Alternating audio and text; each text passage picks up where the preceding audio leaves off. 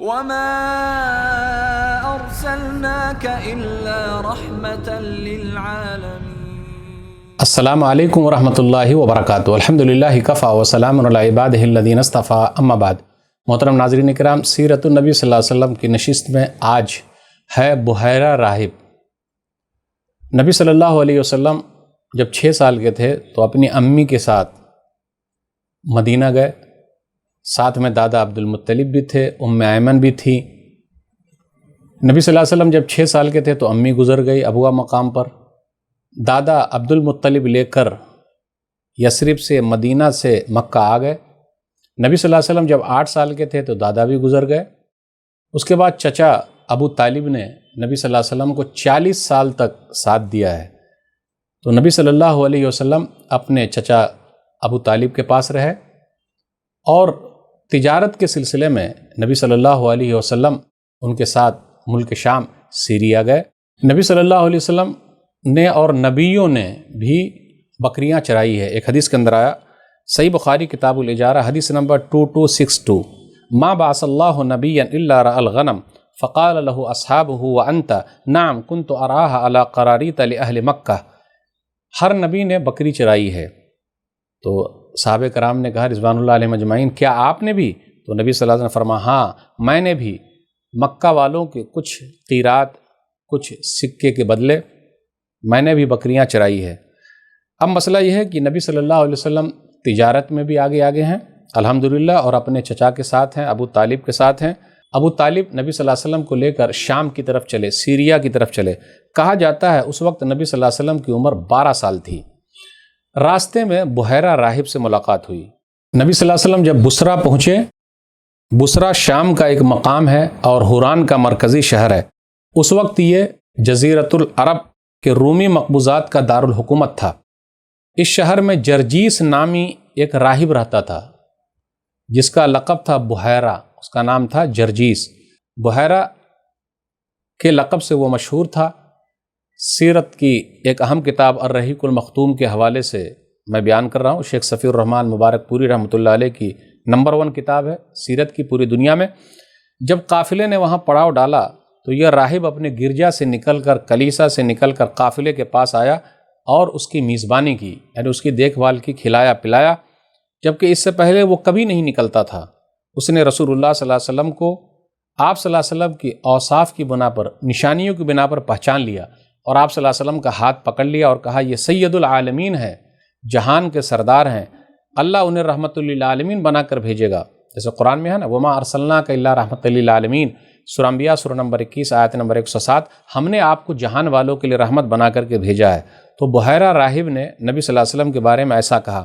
ایک لمبی حدیث ہے ترمذی کی، ابھی میں وہ آپ کے سامنے پڑھنے والا ہوں۔ ابو طالب نے کہا، دوسرے لوگوں نے کہا آپ کو کیسے معلوم؟ اس نے کہا جب تم لوگ گھاٹی میں آ رہے تھے تو کوئی بھی درخت اور پتھر ایسا نہیں تھا جو سجدہ کے لیے نہ جھک گیا ہو، اور یہ چیزیں نبی کے علاوہ کسی اور انسان کو سجدہ نہیں کرتی۔ پھر میں انہیں مہر نبوت سے، نبوت کی جو مہر ہے، ٹھپا جو ہے، اس سے میں نے پہچان لیا، جو کندھے کے نیچے نرم ہڈی کے پاس سیب کی طرح ہے، اور ہم انہیں اپنی کتابوں میں بھی پاتے ہیں۔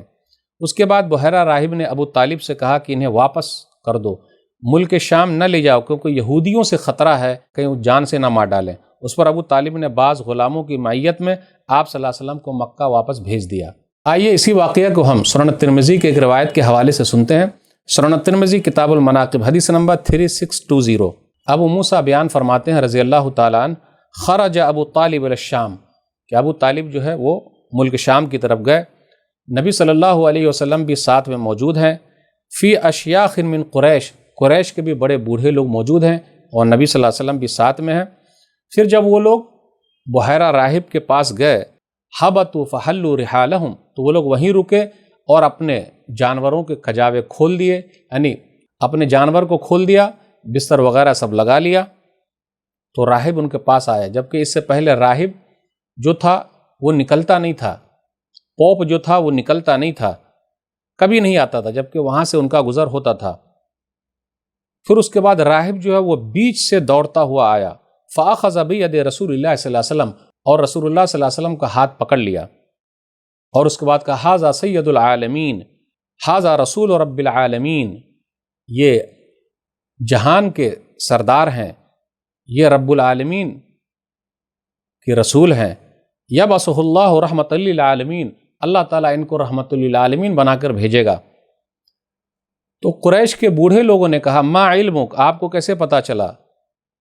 تو بحیرہ راہب نے کہا انکم حین اشرفتم من العقبہ، جب تم لوگ گھاٹی سے اتر رہے تھے، لم یبقى شجر ولا حجر الا خر ساجدا ولا یسجدان الا لنبی، تو کوئی درخت کوئی پتھر ایسا نہیں تھا جو جھک کر سجدہ نہ کیا ہو، اور یہ نبی کو ہی سجدہ کرتے ہیں۔ وانی اعرفہ بخاتم النبوہ اسفل من غضروف کتفہ مثل التفاحۃ، وہی نبوت کی جو مہر ہے اس کے ذریعے میں نے پہچان لیا۔ فصنع لهم طعاما، تو بحیرہ راہب نے ان لوگوں کو کھانا کھلایا۔ اسی درمیان میں کیا دیکھتے ہیں، انہوں نے جب کھانا تیار کیا تو کہا کہ ارے وہ کہاں ہیں؟ تو نبی صلی اللہ علیہ وسلم درخت کے پاس ہیں، ادھر ادھر ہیں، تو وہ درخت کا سایہ بھی چلا آ رہا ہے۔ انظروا الی فأ الشجر ما علیہ، دیکھو درخت کے سائے کو، شیڈ کو، وہ بھی چلا آ رہا سایہ کیے ہوئے۔ اسی درمیان میں دیکھا کچھ لوگ ایسے ہیں جو روم والے ہیں، روم کے رہنے والے ہیں، وہ 7 لوگ ہیں اور وہ پیچھے پیچھے چلے آ رہے ہیں۔ تو پوچھا آپ لوگ کون ہیں، کہاں سے آئے؟ تو بولے ہم لوگ آئے ہیں یہ نبی کے لیے جو اس شہر سے آنے والے ہیں۔ فلم یبقى طریق الا بعث الیہ باناس، پوری دنیا میں ابھی بھیج دیے گئے ہیں سرچ کرنے کے لیے، کوئی نبی تو نہیں آیا ہے، اس لیے ہم لوگ 7 لوگ آئے ہوئے ہیں، روم کے رہنے والے ہیں، ہم دیکھنے کے لیے آئے ہیں۔ حل خلفکم احد هو خیر منکم، کیا تمہارے پیچھے کوئی آدمی ہے جو تم سے بہتر ہو؟ بولے ہاں جانتے ہیں۔ پھر اس کے بعد کہا یہ نبی ہے، ایسا ہوگا، لوگ ان کے ہاتھ پر بیعت کریں گے۔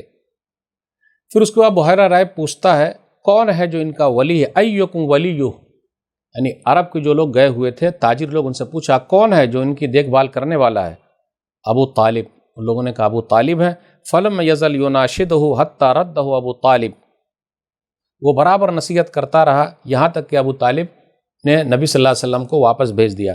اس روایت میں ابو بکر نے بلال کا نام لیا، ارے اس وقت بلال تو پیدا بھی نہیں ہوں گے، اس لیے یہ بلال کا لفظ یہاں نہیں ہے، یہ صحیح نہیں ہے یہ روایت میں۔